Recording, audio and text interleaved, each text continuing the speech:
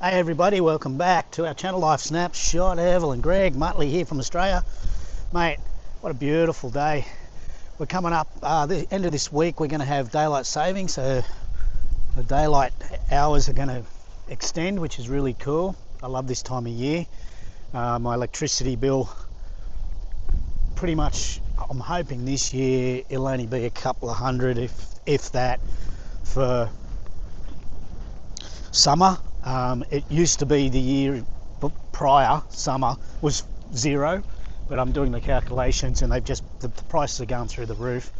But I thought I'd do a quick update. Look at that tree, it just blew down in the see that? It blew down. Yeah, I'll come in here. So that doesn't look big, but it's quite big. It's just leaning against this other one.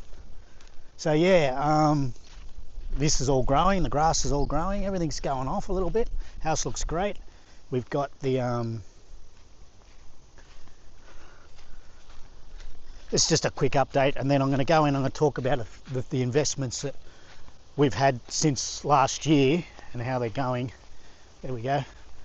We put the tent so you can't see in. Looks awesome, eh? And on the bedroom window as well. We haven't sort of gone, we've been a bit lazy, to be honest with you. I have anyway. We painted the frame around that ensuite window, but these still have to be done. We've got to pull these doors down. Hear that? Okay, I've got to get new rollers for the doors. Yeah. So that's basically it for there. But anyway, let's go inside. I'll show you a quick little win we had on the pokies, and then we're going to talk some investments. Yep.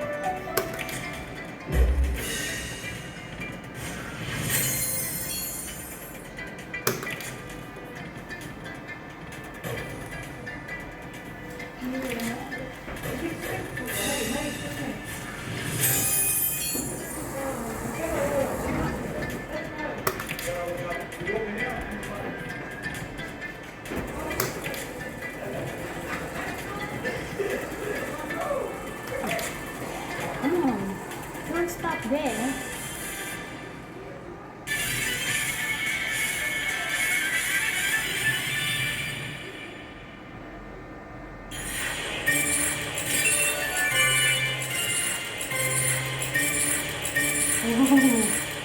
Nice. Wow, lots been going on since last time I jumped online. With us, with the world, holy crap, man, there's some... America, get your shit together, please. I hope for your sakes, because you're such a wonderful country. You're a strong, proud country. Just, yeah, I hope having a more strong leader, not woke and weak, helps you out.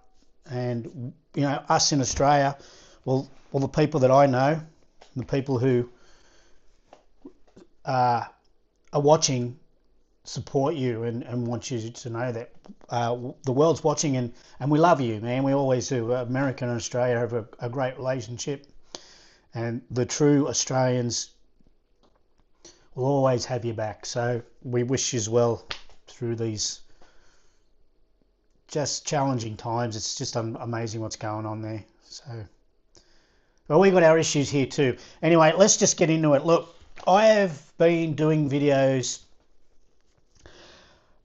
and if whoever wants to listen to me, I ain't no expert. I just do it raw. I do it, and if I fuck up, I lose the money. It's gone. Okay, bottom line. So I'm no professional. Always go talk to a sound, qualified financial advisor when it comes to these types of things. I can only tell you how I do things and how it's turned out. I invested gold last year, I've invested silver, and I invested real estate. and I invested crypto, and crypto is something that I'm not very savvy out, and I do not want to get into it. I just thought I'll throw crypto to me is throw a couple of $1,000s on it, see how it goes. Well, I'm not going to even talk about crypto because it went from 2,000 down to 1,600, went over 2,200, now it's back down to 16. It's so volatile. I'm not interested in it.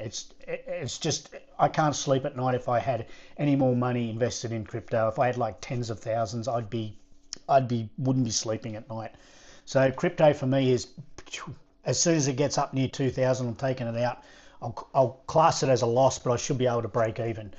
But the gold, the silver, and real estate, let's check it out. I'm going to put some things up here on the screen so you get it, so you understand where I'm coming from.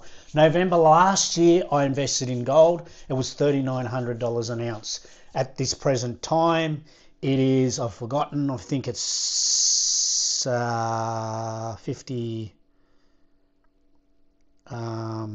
Sorry, hang on. God damn, I should have got this organized. Sorry about this. Just quickly do gold price. As this is what you would be buying at, 58 a troy ounce. And silver is a huge mover, so I'm going to put some things up on the screen here so you get where I'm coming from. I bought back in November, 3,900 an ounce. The only thing I'm upset at myself is the fact that I should have doubled down on my investment. Should have bought 100K's worth of gold. That's the only thing I'm upset about. I've lost money there. But the investment I made, it was around 13 ounces, just over 50 grand when I bought it. It has now turned into 58,000, 5,800. My brain is hopeless an ounce for gold. Okay, so 39, 58, do the maths on that. It's huge difference. It's 45% back on my investment, and it's just coming up on its year anniversary of doing that. We've still got October to go, but there's also predictions. Have a look at the predictions, right? Even people roughly a year ago predicted that gold would only go to 3.5, maybe 4 an ounce. Well, it's absolutely outdone itself, outclassed itself. It's just even the people who do this type of thing, if you look back a year ago, they were predicting, 3,500, and that was a bold prediction. And now look at it, we're pushing 6,000 an ounce. So where's it going to stop? Who knows? Silver has outperformed gold. Like as we speak, look, it's going up. Right, 71 an ounce. Now I bought back in June, I think it was. Let's just say June, July, August, September. It's 4 months, and I paid roughly 5.5 grand for a silver coin collection.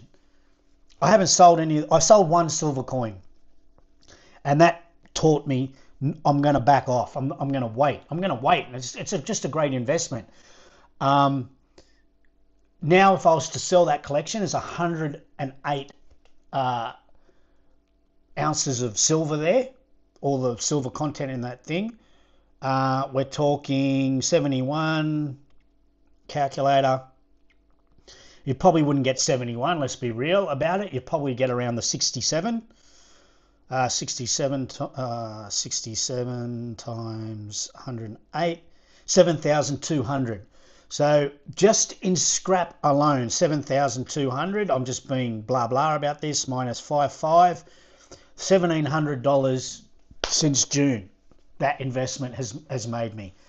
It's incredible. So let's go back to the gold. 3,900 times 13. I paid 50,700. So say 51. At this point, we're looking at 60, what was it, 67, sorry, 58. Oh, man, I could get this mixed up. 58, so let's say 58. Let's just go to scrap again. So it'll be around 55 times 13 is 55 times, 5,500 times 13, 71,500. 71,500 minus, what did I say, 50,700, 20,800. So, you know, we're talking 20% just in scrap. I've made 20 grand just in scrap. If I was to put those the gold actually on the market, people would probably snap it up for roughly about today's price, which would be 58, didn't we say? 13 times 5, 8. That'd be 75.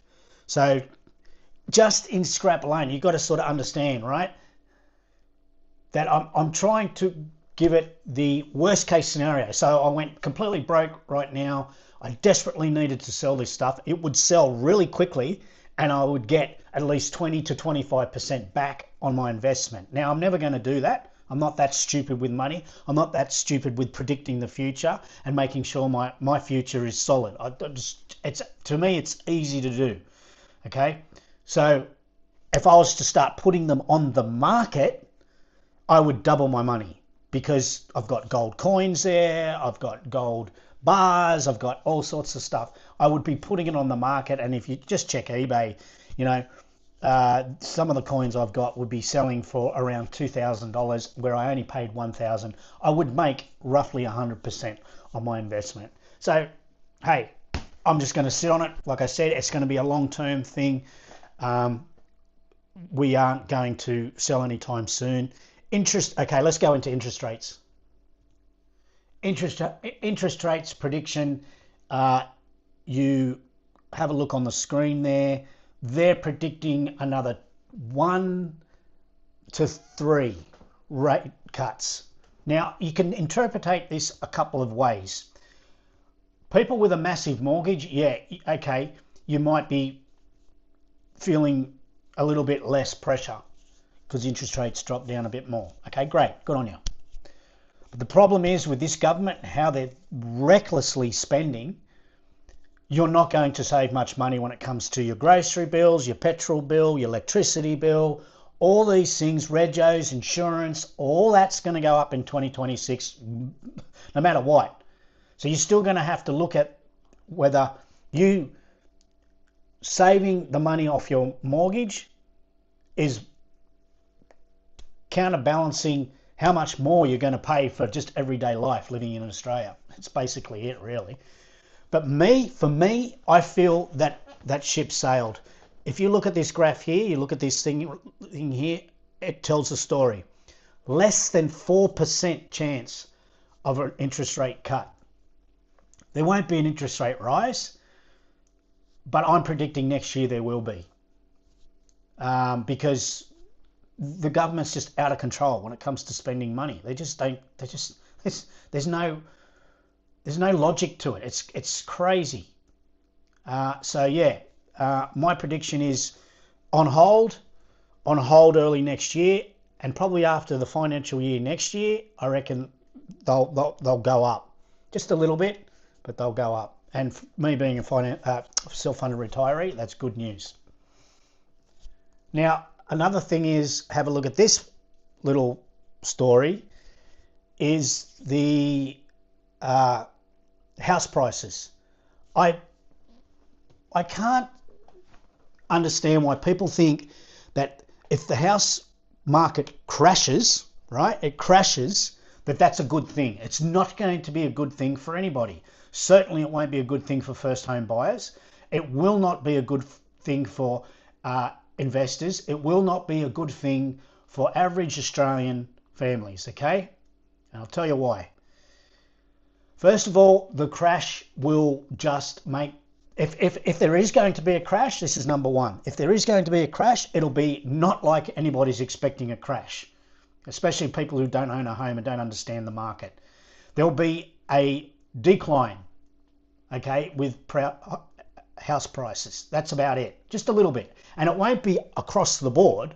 It'll be in certain areas where there's maybe more crime, there's not so very good infrastructure like this area here, house prices will go down a little bit, okay?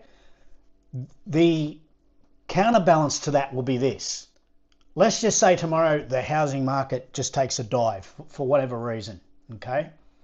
Most people who own a second home or are in a situation where they don't have to sell straight away, which I would say would be well over 60, possibly even 70% of whoever's got a home on the market right now, will just take their house off the market. That's all they'll do. What do you think they're going to do? They're not going to drop their price. They're not going to say, oh no, now I can only sell this $1.5 million home for $1 million now. No way. No one ever thinks like that. People, worst case scenario, they'll take it off the market and they'll wait for the market to bounce back. And trust me, since the 90s, I have been doing this. There has never been a time since the 90s till now that there's ever been some sort of downfall because of house prices, be it GFC, a global financial crisis, be it a war that's going on around the world, which there always is one, being something like a pandemic or COVID or something like that, be it a change of government. Whatever it is, the worst case scenario would be that the market just slows down. That's all it will be. There won't be no crash. The other thing is the reason why I know there won't be no crash is there's just not enough houses for all the people we have in this country now. There is just nowhere near going to be enough houses being built. The government is going to run out of money sooner or later. They can't say, oh, we're going to pump out public housing.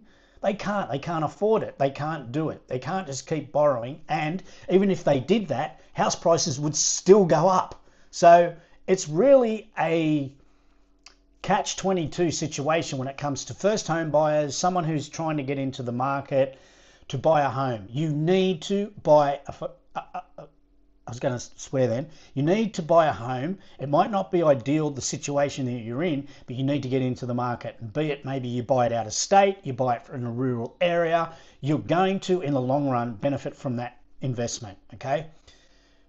This year, I think house prices have gone up around 5%. I've got the figures there. And they're predicting another 5%, possibly not that much, probably around 4% by the end of this year. So just do the maths on that. If you bought a house for $1 million, it is now worth $50,000 more if you bought it in January this year. Hello, you got to get into this market. It's as simple as that. 2026 prediction, it's going to rise by 8%. So I would chalk it in at 10%. So if you buy a house for $1 million right now, by the end of next year, it's going to be worth 1.1. Tell me that's not a wonderful investment. Even if you get yourself in debt 500, 600, 700 grand, you'll pay that debt off for a 12-month period of whatever your mortgage rates are, and that investment will be added on top of your home price. That's great. That's a good investment. Like I said, I'm no professional, but if I was buying a house now, I'd be looking for a house that is is like turnkey, right? I'd try not to find a house. I'd go brick. I would go 3-bedroom minimum, 2-bath minimum, a garage at least, even a double garage. And I would be looking around the 1.1 mark to 1.1. And you're not going to get anything anywhere near a city for that. So I'd be looking, in my area, I'd be looking, 100 kilometers outside the city and having like freeway access to get into the city. That's it.